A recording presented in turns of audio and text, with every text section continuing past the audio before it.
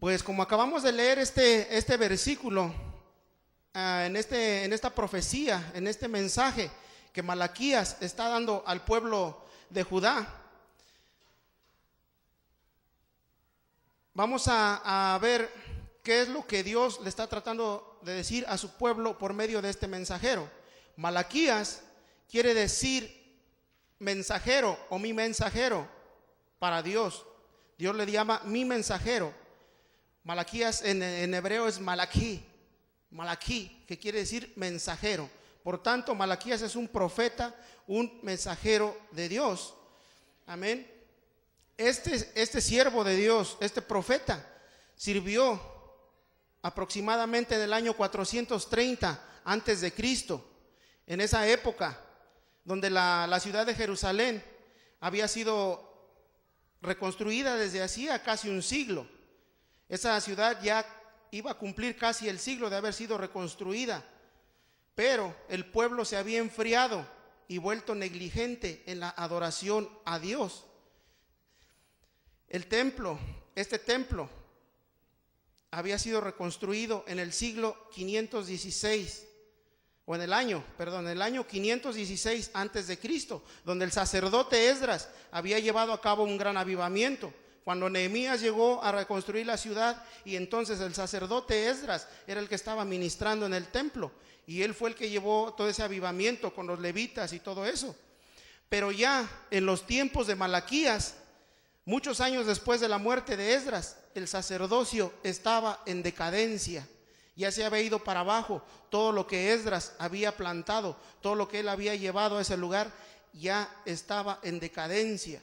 Por eso Dios se ve en la necesidad de enviar a su profeta, a su mensajero, como dice. Y en el versículo 1 de Malaquías dice: profecía de la palabra de Jehová contra Israel por medio de Malaquías. Y Dios les dice: yo os he amado, dice Jehová, y dijiste: ¿en qué nos amaste? ¿No era Esaú hermano de Jacob, dice Jehová, y amé a Jacob? Primeramente, el pueblo se atreve a reclamarle a Dios y le pregunta: ¿en qué nos has amado? ¿Sí? ¿En qué nos has amado? Ya se les había olvidado lo que Dios había hecho por ellos. Dios dice que escogió a Jacob por ser él el elegido, para ser el medio por el cual surgiría la nación de Israel y el Mesías. Amén. Ya todos sabemos eso. Los que son estudiosos de la Biblia ya saben eso. Y recordemos que Esaú fue padre de la nación de Edom, y que luego él se convirtió en enemigo de Israel. La historia ahí está en Génesis capítulo 25 y 27, por ahí está. Por tanto, Dios los amaba de una manera especial al pueblo de Judá, al pueblo de Israel, al pueblo de Jacob, y por eso los escogió. Dice, les estaba diciendo, les tuvo que recordar eso. No era Esaú hermano de Jacob, dice Jehová, y amé a Jacob. Dice, yo lo escogí como mi pueblo especial. Yo le estoy dando ese lugar especial a Jacob. Pero ustedes, dice, la triste verdad era que ellos ya rechazaron a Dios, aun cuando Él los escogió. Y ellos preguntaban todavía: ¿en qué? ¿En qué nos has amado primero? El pueblo se atrevía todavía a replicarle a Dios: ¿en qué nos has amado? Pueblo insensato, pueblo que se le había olvidado ya lo que Dios había hecho.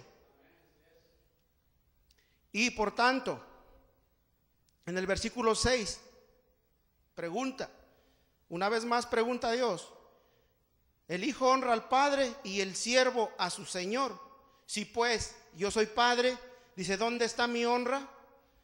Él ya no veía honra en su pueblo. Él ya no veía que su pueblo le estuviera rindiendo adoración como debía ser. Él ya estaba viendo que ese pueblo estaba acabado. Por tanto, Malaquías fue enviado a los sacerdotes para que ellos, como guías o representantes del pueblo, ellos eran los que estaban principalmente dejando al descubierto lo vil y lo bajo que ellos habían llegado. ¿Por qué? Dice en el versículo 7, no, en el versículo 6, Al final dice, ¿en qué hemos menospreciado tu nombre? La primera pregunta que ellos le hicieron a Dios, ¿en qué nos amaste? Ya se les había olvidado en qué lo habían amado. La segunda pregunta del pueblo insensata, ¿en qué hemos menospreciado tu nombre? Y Dios responde en el 7, en que ofrecéis sobre mi altar pan inmundo, y dijisteis, ¿en qué te hemos deshonrado? En que pensáis que la mesa de Jehová es despreciable. El no tener cuidado, el no tener apreciación por la mesa del Señor es pecado ante el Señor. Y era lo que les estaba reclamando Dios por medio de Malaquías. No se está rindiendo la adoración adecuada, no se está rindiendo el culto que debe ser en este templo, dijo el Señor. Los guías, principalmente los sacerdotes, estaban dejando al descubierto eso, lo vil y lo bajo que ellos habían llegado. ¿Y cómo se veía? Con el tipo de ofrenda que llegaba ahí. ¿Qué tipo de ofrenda era la que estaba llevando? Leamos en Malaquías, en el versículo 8. Después de la pregunta que dice el pueblo, ¿en qué te hemos deshonrado? Y Dios dice, en que pensáis que la mesa de Jehová es despreciable. Y luego les dice, y cuando ofrecéis el animal ciego para el sacrificio, ¿no es malo? Asimismo, cuando ofrecéis el cojo o el enfermo, ¿no es malo? Preséntalo pues a tu príncipe, dice. ¿Acaso se agradará de ti o le serás acepto? Dice Jehová de los ejércitos. Esta es palabra del Señor. Esto dice, aquí dice Jehová de los ejércitos. Él está hablando y le pregunta al pueblo, ¿se les hace poco traer ofrenda ciega, traer ofrenda enferma, traer ofrenda lisiada? Porque en ese tiempo era un macho cabrío, era una oveja, pero tenía que ser de los primogénitos, tenía que ser limpísima, sin defecto, de los mejores, de los engordados, de lo mejor que había en los rebaños. Eso se tenía que ofrecer en sacrificio, pero ya se les había olvidado. Ahora estaban llevando lo que a ellos se les daba la gana. Si alguna oveja se rompía la pata, llevemos esa de sacrificio, al cabo ya no nos va a servir de mucho, despreciando la mesa de Dios. Ahí llevaban esa ofrenda. La oveja ciega, si por ahí entre los matorrales y todo se había sacado un ojo o algo, también, esa oveja ya está defectuosa, esa ya no la vamos a poder vender a buen precio, llevémosla para el sacrificio. Despreciando la mesa del Señor, haciéndola inmunda. Y todavía el pueblo preguntaba, ¿en qué te hemos deshonrado, Señor? ¿En qué te hemos deshonrado? En que ofrecéis pan inmundo, dice. Y dijiste, ¿en qué te hemos deshonrado?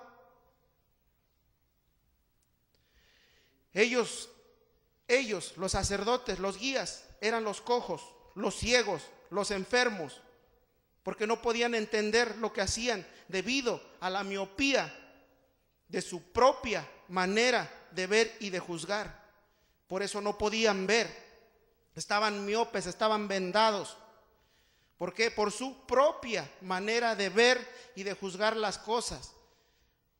Muchas veces nosotros también vemos las cosas a nuestro modo, a nuestra propia manera de pensar, pero no como a lo que Dios está ordenando, no como lo que a Dios quiere, no como a Dios le gusta, sino que a como nosotros lo vemos en nuestra propia manera de ver y de juzgar. Por eso no podían ver las cosas desde la perspectiva de Dios. Tenemos que meternos a la palabra del Señor para ver cuál es la perspectiva de Dios, qué es lo que quiere, qué es lo que Él desea, para no traer ese pan inmundo, esa ofrenda enferma, esa ofrenda lisiada. Ahora ya no es una oveja, ahora ya no es un animal. Ahora, como dice en Romanos 12:1, nuestros cuerpos vivos deben ser presentados en sacrificio de ofrenda, en sacrificio vivo, agradable a nuestro Dios. Eso es lo